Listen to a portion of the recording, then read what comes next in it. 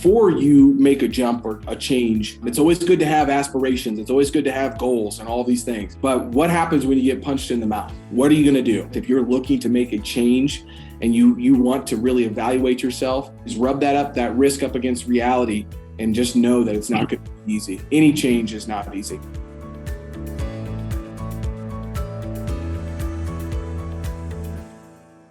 Welcome, everyone, to the Road Less Traveled Show. This is a show about people that were successful in a previous career and left that career to go down a different path. I'm your co-host, Richard Coyne. And I'm your co-host, Bill Zahller. On today's show, we have Logan Freeman with us. Logan, we're so glad you're with us. I'm excited to be here, guys, and it's an honor to be able to share anything that other people can find valuable. You know, it's one way that I've learned and been able to shorten the learning curve is just by learning through other people's experiences. And, I think that mentorship and menteeship is something that a lot of people talk about, but I kind of am allergic to excuses. And when somebody says, hey, I can't ever find anybody to mentor me, and I say, hey, do you have a phone and do you have iTunes or the podcast apps? Because you can be mentored by anyone necessarily through the internet now, which is incredible. Mm-hmm. And I also have, 1,000 books on my library shelves at home, and you can be mentored by all of those individuals. So there really is no excuse when it comes to that. Now, when you really get to go one-on-one with somebody and become mentored by somebody, it can change your life. And I hope that we get to speak about that today because it did change mine. But there is no excuses. We can be mentored by the best of the best. They're out there, and it's the best time ever to be able to learn from other people. That is true. I mean, like, so the amount of knowledge that's available for free, like podcasts, YouTube is amazing. I mean, there's no other time in history has been as comparable as easily accessible to everybody. Yeah, that's double-edged sword, right? Because I am a learner. One of my top strengths from Strength Finders is learner and input, and it can be there's balconies to each of those strengths and basements. And one of the basements of being a learner is you feel like learning is achieving, right? And you have to be really careful not to just want to read every other book. And so I had to put some boundaries on myself this year and say, here are the individuals that you are learning from in your energy, in your work, in your life, and in your faith. And anything outside of that this year, that's great. Put it on the shelf for someday, maybe, the GSD methodology there, and just stay focused on that. So find the folks that you really resonate with and go deep with them, because it can be a very impactful experience. Yeah. At the same point in time, you've got a lot of people, again, who love learning, which we certainly would put ourselves in that category too. But at the same point in time, if you're not careful, you can go down a rabbit hole and never come out. Too much. There's just so much out there. If you try to keep digging and digging and digging, well, that's great. But at the same point in time, don't forget to do something with it, right? Yeah, my favorite quote from Tony Robbins is, knowledge is not power. Knowledge is potential power. Knowledge plus action equals power. And you have to be able to take that action too. Yep. Absolutely. Well, Logan, can you tell our listeners a little bit about your background, what career you started in and how long you're in that line of work? Yeah, going back to Jefferson City, Missouri, as a 14-year-old, I started my first job, which was baling hay in the back, in the hot fields in the Missouri summers. And, that taught me a lot. And I also was a dishwasher at a catering business. Now, let's fast forward, a little bit. I went to college, played football at the University of Central Missouri, had the opportunity to be picked up as an undrafted free agent with the Oakland Raiders. And I do believe that God had different plans for me. I got cut and went back to school and finished my master's degree. And here's where the real, I think, change physically, but also mentally happened for me, because I was 335 pounds at the NFL Combine. And, I'd always been a big guy. And so I had to get my health. I was no longer needing to be that big. And so in 6 months, I lost 120 pounds, but I also had to get a job because I, had to pay, the tuition and living expenses. And so the only job I could get in the business world, even though I had an undergraduate degree and I was studying for my master's, was making cold calls for MCH Strategic Data in Sweet Springs, Missouri. And here's the cool thing that happened.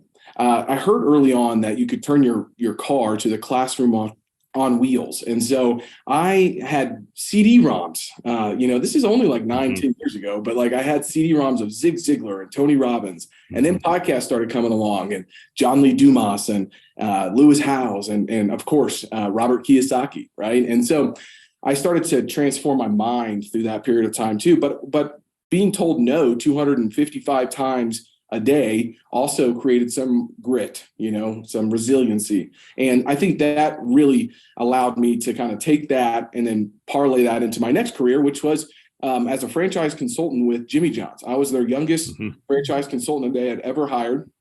I had about 25 stores in 3 different markets. So it was Northwest Arkansas, Des Moines and Altoona, and then Kansas City. Well, about 12 months in, I kind of hit a glass ceiling and was like, well, what's next? I asked my boss, what's next? And he said, man, you're the youngest guy in the company. And, you're going to put your time in. And I said, here's my 2 weeks. And so I left and I went and found a job with a startup company with 3 guys. And quickly that became 2 because the general manager who was doing the sales realized that, oh my gosh, this guy's going to come in and make 200 some calls a day. And I'm not willing to do that. He was more of a inbound, pick up the phone kind of guy. And so I was with the startup company for 2.5 years and had a great experience, met a lot of individuals through that, and got married and took a higher paying job. And 15 months into that higher paying job, I wanted to apply all my different sales trainings and all of these different things. And I was fired. Private equity company came on and they let, 3/4 of the sales force go. So boom, 15 months in, newly married, wife just started a brand new job.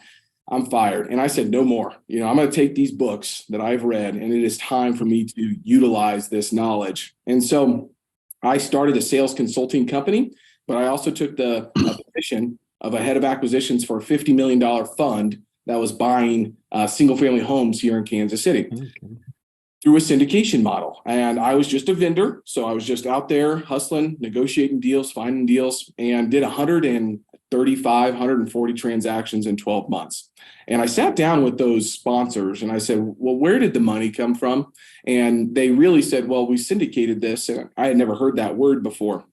So I went back into the learning, right? I got Sam Freshman's book, the big old textbook on syndication. I said, that's what I want to do. But I do not want to do it on single family homes. I want to do it on multifamily and commercial assets. Well, I had not that much experience on that. So moved my license to a commercial and multifamily brokerage and started to represent 1031 exchange buyers and still do this to this day, but worked with the buy side. And I found a little niche that I could capitalize on and be very successful in. And I got to get experience on larger transactions without putting any of my own capital at risk. So I did that for another 12 to 15 months.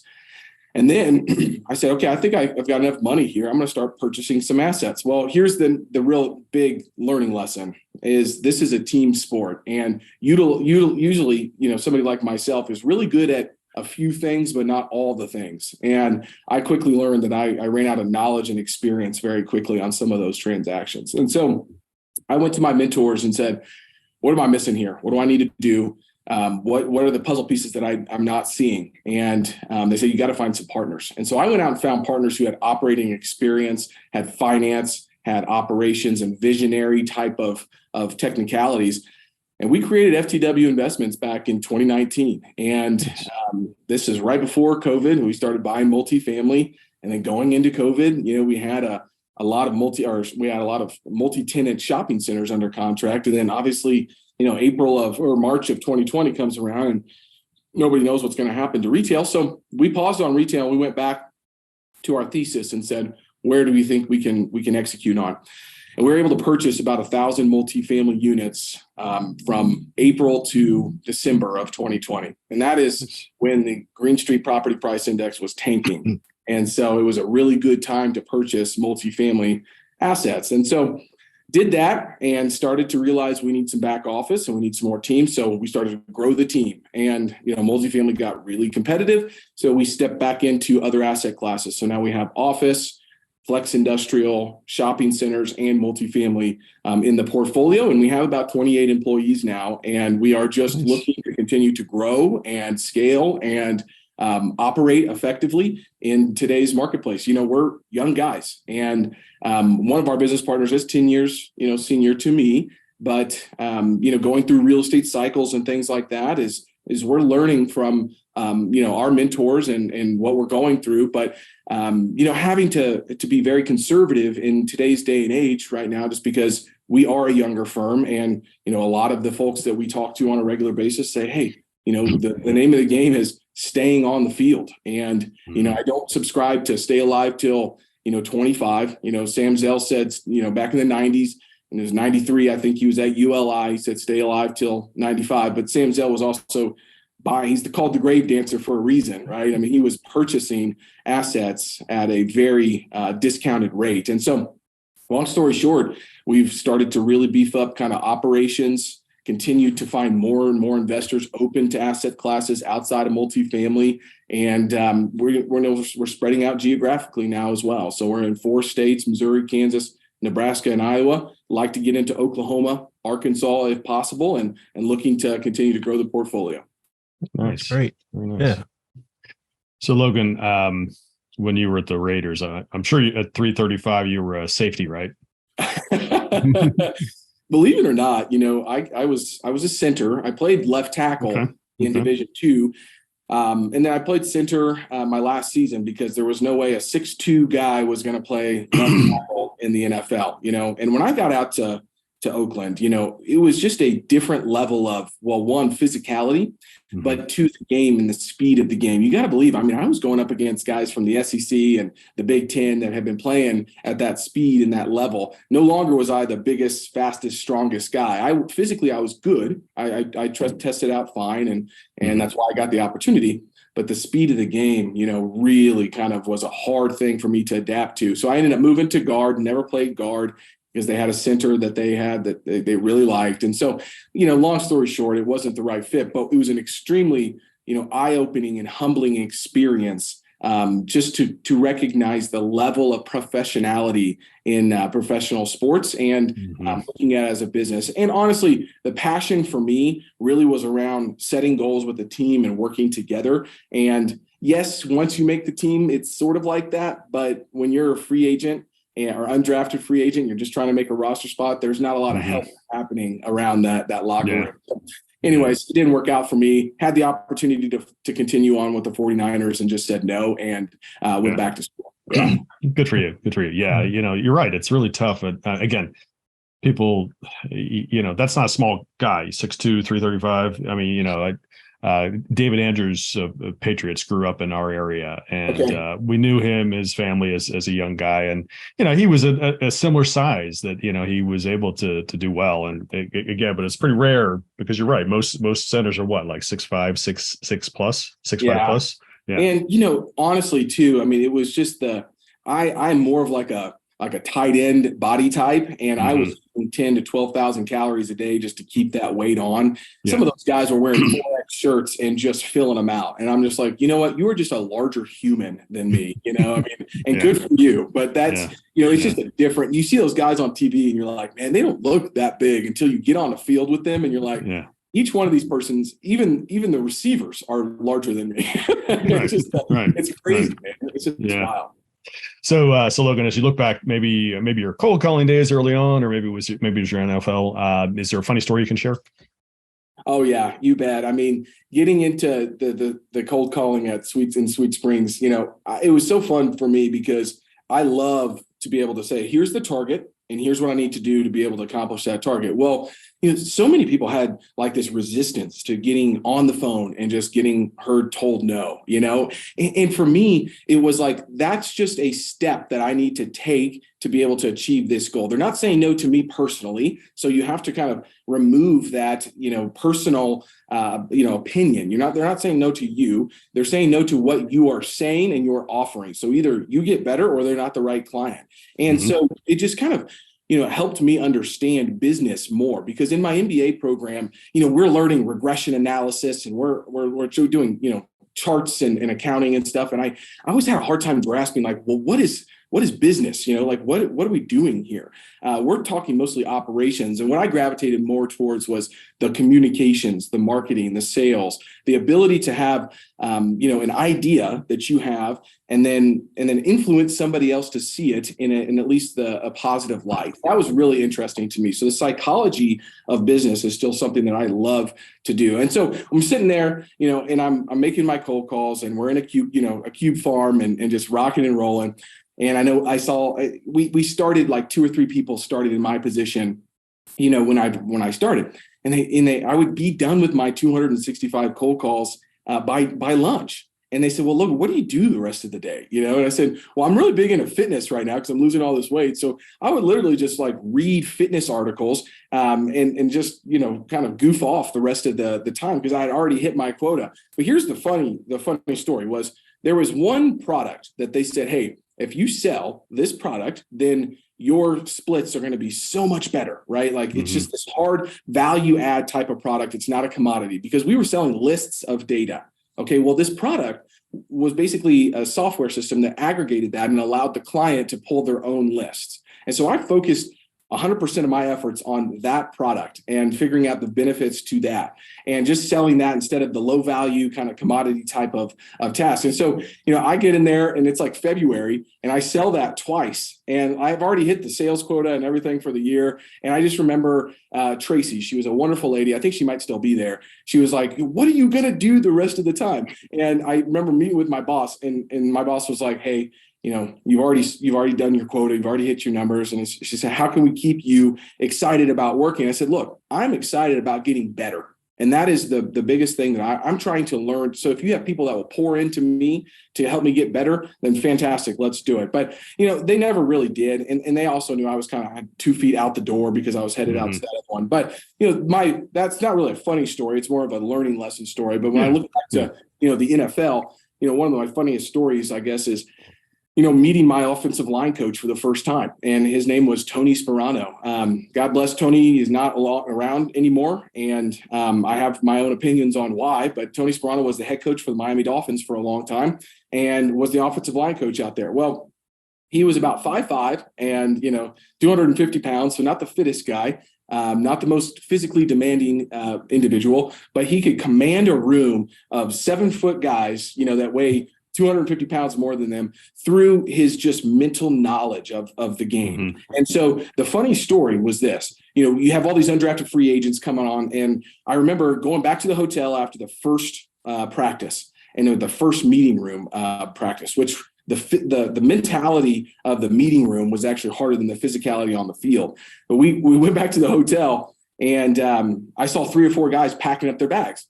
And I said, guys, did you get cut or what? They're like, no, we just can't handle this. I said, well, what do you mean you can't handle this? You got an opportunity to play in the NFL. We're packing our bags. We're going home. This isn't for us. And that just kind of was a moment for me to say, oh my goodness, like that was a level of and intensity that, you just don't find on a regular basis. And I thrive in those types of environments. It's like the David Goggins. I don't know if you guys know who David Goggins is, but it's his mentality of when the other person is giving up, I'm just getting started. And it's like that, 40% or 20% rule. When you think you're done, you've actually only tapped into about 20% of your capabilities. And you have to be willing to kind of unlock that other 80%. And that's what I'm always trying to optimize for in my business and in my personal and faith lives is how do I get to that other 80% that I'm not even tapping into? And when everybody else feels like they're done, it's just when I'm getting started. And so that's kind of that grittiness that kind of was shown to me through the NFL and through, MCH and that first job that I had making all those phone calls was you just got to stay on the game. And I think real estate is very similar to that. Nice. Yeah, absolutely. Well, look, what was a deciding factor in you changing career paths? You had, several ones along there. Of course, you mentioned the JV fund came in and helped you with that initial one, but versus finding another job in the current role, what made you change to real estate?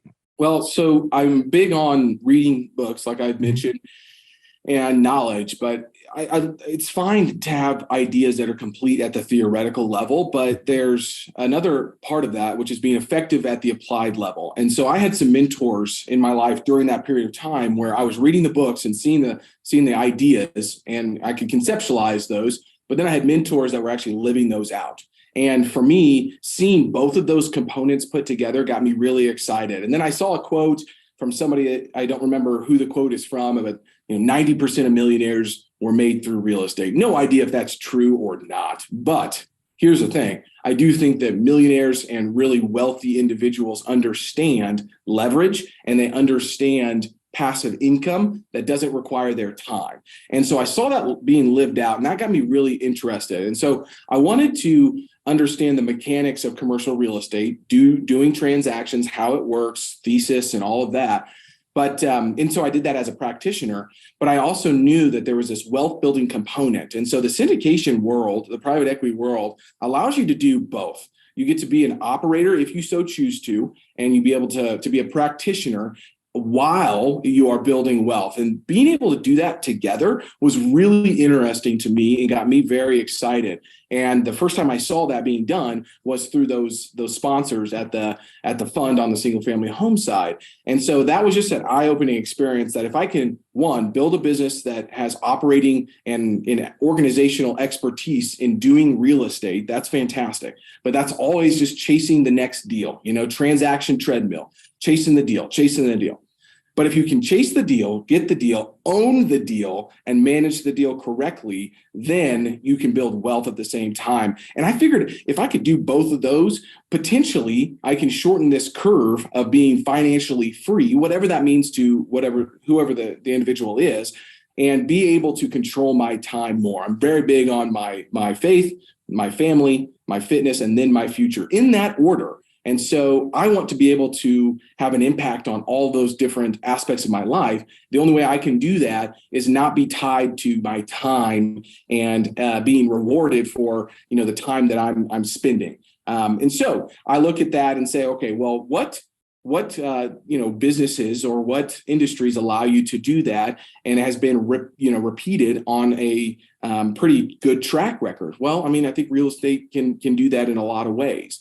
And so I've decided that, I'm going to take a lot of time in my life and dedicate it towards, building this company and building this wealth that allow me to go out and explore other interests later in life, or spend more time with my children and coach their teams and all of those things, or do the nonprofit work that I want to do. And so that's what really gets me inspired and excited every single day. Now, having as many employees as we do, being able to pour back into them, similar to I did on the football field as a captain in college, is really, really fulfilling as well. Seeing other people kind of take those steps and grow in their careers is exciting for me. And that kind of fires me up as well.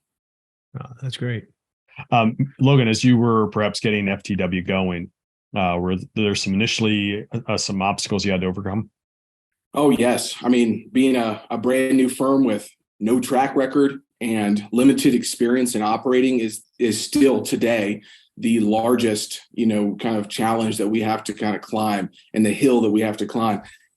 And there's no good answer for that, right? Unless you partner with somebody that has a 25-year track record, which is not easy to do because they typically don't need, individuals like myself all the time. It's difficult. And so that is one reality that we have come to terms with, that we are going to sell and influence people on better deals, because we're a middle market manager, because, we're not doing institutional type core, offerings. So we have to kind of roll up the sleeves, actually do value add, do construction, and find off-market transactions. And so what do you do for that? Well, you have to have some sort of competitive advantage, or unique, if you want to go down, Dan Sullivan's rabbit hole, you gotta have your uniques. Well, knowing this market and knowing the markets that we're operating in, and being able to compare that to operating data of our own portfolio, and then say, hey, we're vertically integrated to operate that, is a unique in that capacity.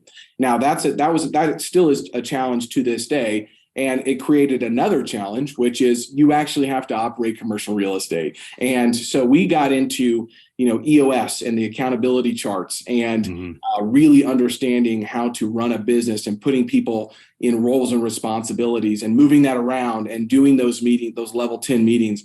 That has been a big game changer for us, not just running this as, three guys doing deals, but an actual business and having meetings and all these different components of it has been able to elevate us and stay on the field. And, that's a challenge every single day. And it's continuing to be a challenge. Obviously, market dynamics changing rapidly the last 3 to 4 years is a difficult challenge.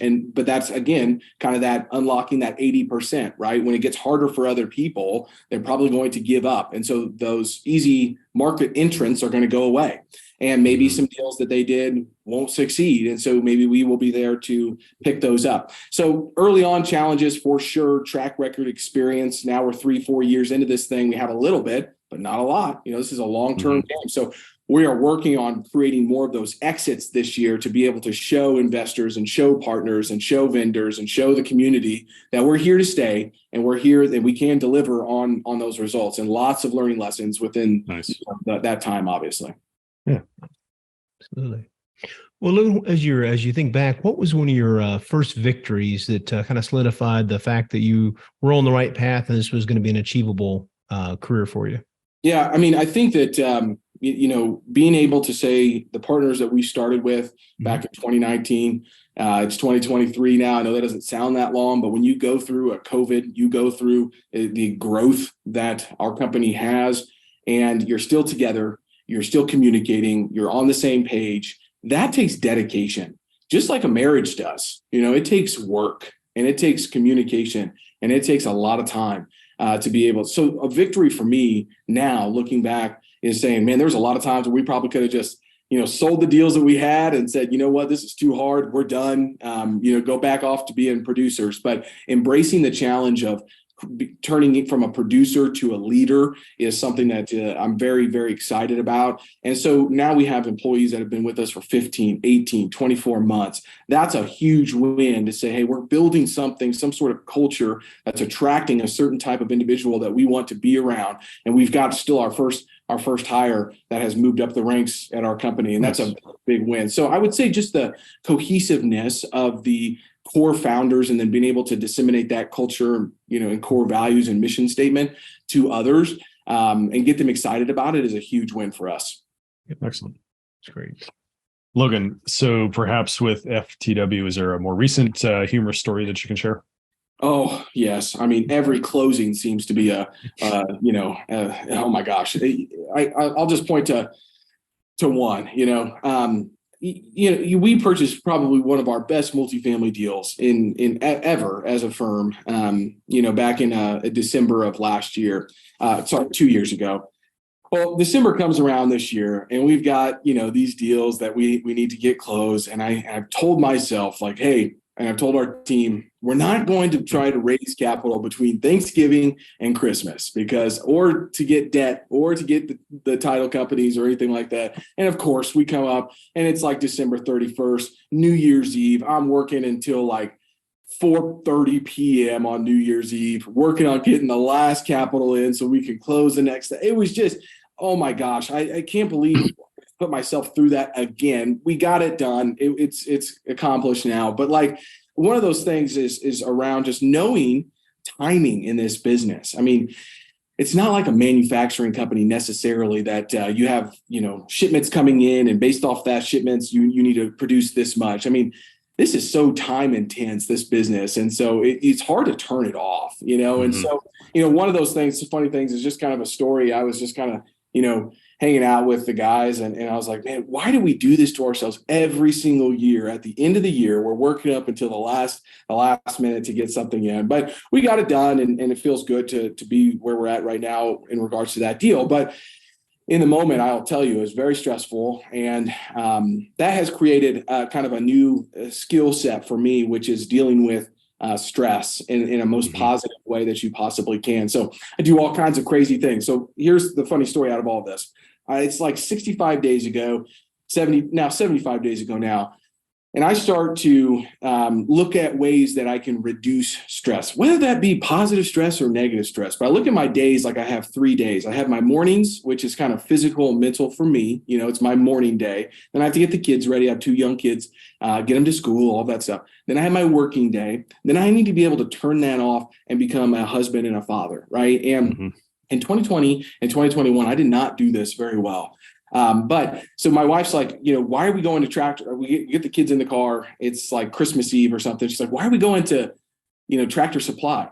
And I go to Tractor Supply and I put this 110-gallon horse trough in the back of my car, my Tahoe. And she's like, what are you buying that for? I said, I'm going to start doing cold plunges every single day. And so I get home. It's like 9 o'clock. I put the kids down to bed. I'm in the back. It had snowed. I'm shoveling snow into this horse trough. And I just kind of looked at myself. It's dark outside. I'm like, what are you doing? What is it what are you chasing after here? And my wife just is freaking out. She's like, I had to go hook the hose up inside and get the water.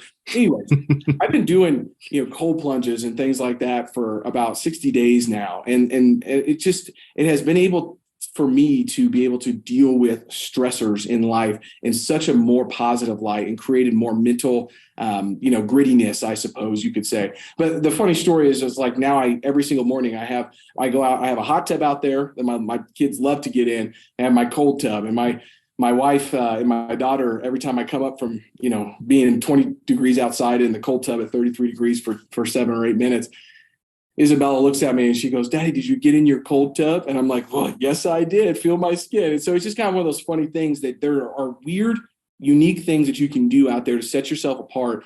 And if you're open to everything and attached to nothing, it can really allow you to kind of say, you know what? There are better ways to do certain things. I'm not saying everybody should go and get in a cold tub every single day, but just one of those funny things that I look back, 10 years in my personal and professional career that I've been kind of, on this journey now and saying, wow, is this where I've come to shoveling snow into a horse trough at 9 o'clock at night and to be able to deal with business? I kind of laughed to myself through that whole process, but I will tell you, there's some big benefits of doing something hard like that every single day. Good for you. Nice. Yeah. Well, where are you today in your journey? I mean, you've talked about you had some multifamily, and then you've got this retail and looked into office. So it seemed like you pivot as the market changes. Where are you today, and where's your future goals? What are you focusing on? Yeah, we were able to get 5 projects done in 2022, 2 multifamily projects, and 1 large flex industrial project. So has a little office component and then warehouse in the back, and then 2 retail shopping centers. And as we, kind of evaluate the market as a whole, there are like certain asset classes that are being overlooked because of headlines. And that's what we kind of look for, right? It's the Sam Zell kind of supply and demand methodology. If you've read his book, Am I Being Too Subtle? Basically, the physical marketplace believes that there's, less demand for these assets. And so they're trading at historical higher cap rates. But the capital markets believe that, they need to be trading at even higher cap rates. And so there's this nice kind of influx of niche products. And I always say it's on the margins.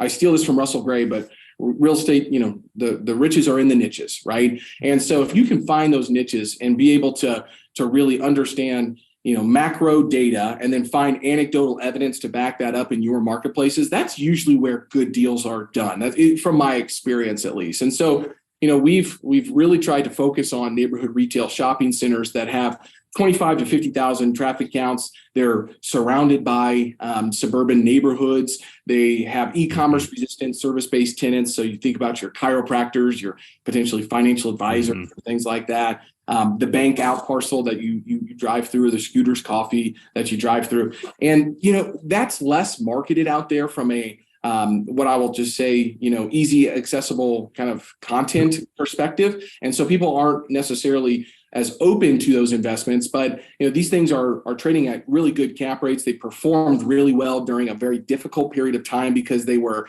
these tenants that were what was the term that certain tenants were called? Essential businesses. They were essential businesses during COVID-19. And what happened was the weak tenants actually got weeded out. And then the landlord said, oh my gosh, I need to do a better job vetting my tenants before I put them in the building. And so now you have an asset that's actually stronger and businesses that can actually perform. And you have an asset class that's not being built, and it can't be built because there's no areas for it to be built in. And that means there's a good supply and demand imbalance for us. And so I really enjoy thinking about things like Sam Zell does when he says, when everybody's zigging, you need to zag, or maybe that's Buffett. He says when everybody's going right, you need to go left, or something along those lines. But he was buying mobile home communities when nobody was even thinking about that, right? So we try to take a kind of a contrarian view of what we have the opportunity to and experience to operate in. I've brokered a lot of neighborhood retail shopping centers. One of my business partners has developed and been a leasing agent and broker on a lot of the different shopping centers. So it was kind of a unique for us to say we can step into this asset class while other people aren't, and get better returns for our investors. And so that is one that we really, really like. I think that flex industrial is going to do very well. Not your big warehouse, logistic parks, but under 100,000 square feet that have an office component with warehouse there, and very close to highways and very centrally located. There's not that much product of that. Again, it's a niche product type, but when you can find the right ones, it can be a really good success story. And so we've been able to pivot our investor capital from just being Midwest multifamily focused to looking at the commercial real estate world as a whole and saying, where are the opportunities at? Where do we see the dislocations in the market? And being able to communicate that to them and influence them in the right way. Not everybody's jumped on board, and that's okay. But we've started to see more opportunities in there, which will give us time to let multifamily kind of come to the realization where we think it needs to be in the markets that we're operating in. Which we're basis buyers when it comes to that stuff. We do value add. Maybe a little bit of core plus, but mostly value add. And so we really have to get a good basis, and our return on cost needs to be really good for us to do those opportunities. So I do think we'll be able to continue to underwrite. And we looked at 3,000 real estate deals last year, and we bought 5. So, but you got to stay on the game, so we have a big acquisitions team. They're still out there hustling, looking to find those opportunities, and we still underwrite those and still have investment committee every single week. It's frustrating, when none of those deals work out, but when you get 5 or you get 6 or you get 7 a year, you can build a firm on that when they're the right deals. And that's kind of what it takes right now, in my opinion, is continuing to do the work, because if you stop, then the relationships with the owners, the relationships with the brokers, the vendors, the lenders, they all go away. And when you want to get it spun back up, well, it's going to be difficult, because there's guys like me and Park Capital Partners out there staying on the field and continuing to work hard. And, they're not looking through the rear view mirror. They're looking through the windshield. And that was one thing that was really important for me to hear from my mentors. He said, you have to be looking through the windshield, meaning when Yardi and CoStar and RealPage put all their reports out, that's great data for the previous quarters. But how are you staying ahead of the competition? The only way I know how to do that is through communication with people that are active out there in the marketplace. That's right. Yeah, that's absolutely. Right. And I think it's a important point you mentioned too on the retail, the strength of the tenants. I think that's obviously critical. Like you said, chiropractors, haircut salon, whatever can't be Amazon, right? you can't order to your door. You still physically have to go out and go to these businesses, which makes them, recession proof.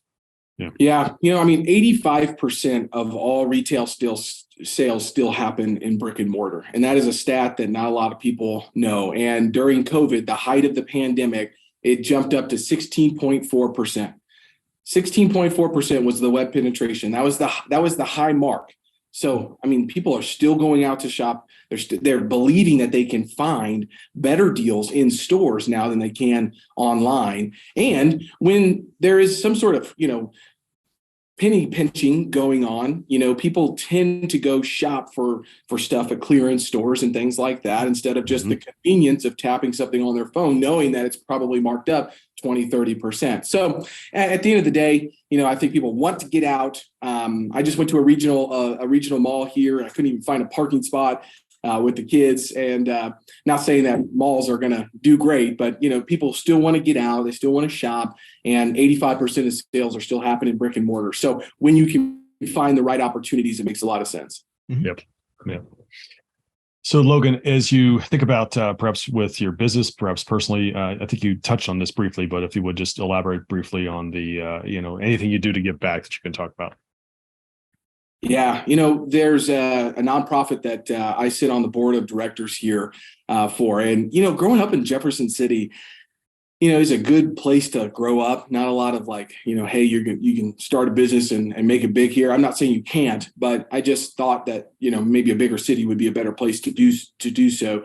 But I never ran into homeless individuals in Jefferson City, Missouri. Mm-hmm. There just wasn't people there looking for help. And when I moved to Kansas City, I see them everywhere. And I don't think it's like San Francisco by any means like that, but because it gets really cold here and not a lot of people want to stay out in the cold. Yeah. So, but I said, what is there a way that I can marry kind of the real estate knowledge and experience that I have and connections that I have to helping to end homelessness? And so I got on a board of a nonprofit called Restart, and they really work with individuals on rapid rehousing, the social services that they need, and then finding them a place to live. And so all of my preconceptions around homelessness have all been busted as I've met all these clients and all these people and raised money and been involved in this organization. And it really comes down to meeting people where they are. But if you do not have a stable home environment, it's very difficult to thrive. It is very difficult to thrive. One thing I didn't touch on was growing up, my father really struggled with drugs and alcohol. And during the period of time of being cut from the NFL, I lost my father to drugs and alcohol. And so I have seen it firsthand. Now, I had friends, family, I had an incredible mother, all these people to pour into me. So I was very blessed in that sense. But I can imagine if somebody didn't have that, and they didn't know where the next meal was going to come from, or if they had a place to go after school or whatever it is, how difficult it would be to just live and thrive and really be a productive individual. And so that is one way that we love to give back. We have a charity golf tournament for them every single year. We sit on the board of directors. We're working with them on actually doing development now to actually go build housing for their clientele. So that is one way we love to give back. And we started a small little foundation that packs care kits that has sprung to multiple high schools and schools around the city that, people can now pack these bags and then hand them out as they see the people in need that have informational cards, food, water, gloves, hand warmers, you name it. It's just stuff like that that really gets me pumped up. Excellent. That's great. Great. Yeah, absolutely.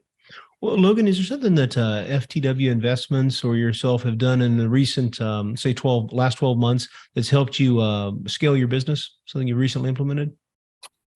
Yeah, I mean, I think that going from, looking at EOS, which is just the entrepreneur's operating system from the book Traction, and actually having a working executive team, even though we're not a large company, but having the ability to have multiple people, 6 to 7 people sit on an executive team from every part of the organization, that has created decisions that have no longer been made in silos. And so we're removing friction through the business. And it's not all, sunshine and rainbows in this business. There's a lot of blocking and tackling, a lot of fundamentals. And when you can create clear communication and accountability through that and have an executive team that's on the same page, that is what is allowed us to continue to stay on the field and continue to scale into different geographic locations, but also asset classes. So I would say really implementing the EOS, the executive team, and staying true to that on a regular basis takes a lot of time. It's not always fun. A lot of hard conversations. You got to put the black hat on from that hat book. I can't remember what it is, but you got to put the black hat on and you got to be open to having those difficult conversations. So I think that's been the number one thing for us is really sticking true to EOS and our executive team. Nice. Yeah. Nice. Logan, what advice would you share with somebody who's considering making a path change? I'd say get really clear on your expectations, and make sure that you realize, there's a Gabrielle Odingen wrote a book. I can't remember what the book's called, but her process is WHOOP. What is your wish? What's the outcome? What are the obstacles you're going to come across? And then what's your plan? And so before you make a jump or a change, really rub that plan or rub that wish up against reality. because that is the most crucial thing that you can do. And it's always good to have aspirations. It's always good to have goals and all these things. And that's important. But what happens when you get punched in the mouth? What are you going to do? And so I think building your network up is extremely important. People, relationships do two things. They bring opportunities, because opportunities do not just waver out there in thin air. They're always attached to somebody, literally, but they also solve problems. And so having a really strong power base and thinking about the 5 people that you spend the most time with, if you're looking to make a change and you want to really evaluate yourself, go through the WHOOP process, read Gabrielle's book, but then really understand who the 5 people are that you're spending your time with. Are they going to support you? Are they going to cut your legs off while you're trying to get out of the bucket? And make sure you have that support, because it's going to get hard. It's going to get tough. It's a lonely road in a lot of ways when you're doing things that other people aren't willing to do. And they sometimes want to hold you back because they love you, and that's okay. You have to realize that that's going to happen and say, I appreciate that, but I'm willing to take this risk. Now you have to be willing to do that, right? Is rub that risk up against reality, and just know that it's not going to be easy. Any change is not easy. Yeah. Well, Logan, what's the best way for our listeners to reach out and learn more about what FTW Investments have going on? Yeah, I appreciate that. I'm really active on LinkedIn, and I post over there on a pretty regular basis. So Mr. Kansas City, Logan Freeman on LinkedIn, and I got a pretty good following over there now, which is exciting to engage with so many people that have listened to me or helped me throughout my journey. And we put out a lot of good content and webinars. We've got one this week, just educational stuff, trying to say, hey, look, here's how you should think about portfolio allocation, or, hey, have you thought about anything outside of multifamily? If not, that's okay, but here's why we are, and here's a thesis behind it. And that's FTW Investments, LLC.com. You just search FTW Investments. It means for the win, but it's also our last names, Freeman, Tuck, and Webb. So FTW Investments, LLC.com or LinkedIn is the best place to find me. Excellent. We'll link those below in the show notes. Well, Logan, we want to thank you again for being on the Road Less Traveled show today. I really enjoyed the conversation and want to wish you and your team continued success. Thank you guys for having me on. Love the name of the show. My sister bought me Robert Frost, book of poems and poetry, and The Road Less Traveled is always one that I go back to. So I appreciate you guys having me on today. Absolutely. Thanks, Logan, for being on. We'd also like to thank our listeners. Please continue to give us a 5-star rating so we can bring you more great content like our show today with Logan Freeman. We'd also like to remind everybody about a couple things Park Capital Partners has going. First, we have the Park Capital Partners Value Add Fund, which is a fund, 506c fund open today to accredited investors. And then second, we have the Park Capital Partners Foundation, which is a 5013c nonprofit that is designed to do a couple things. First, Park Capital Partners funds it, so all the money donated to that foundation goes to do its best work, which is to help others. Second, we invest personally. Third, we donate corporately. And then finally, when investors invest with us in one of our projects, we make a donation to honor that investor from a pre-selected list of 15 different charities, including one that focuses on trying to end homelessness. So thanks again for being on. Logan, appreciate your time. And remember, folks, the road less traveled may be calling you. We recommend that you listen and take action. Thanks for joining.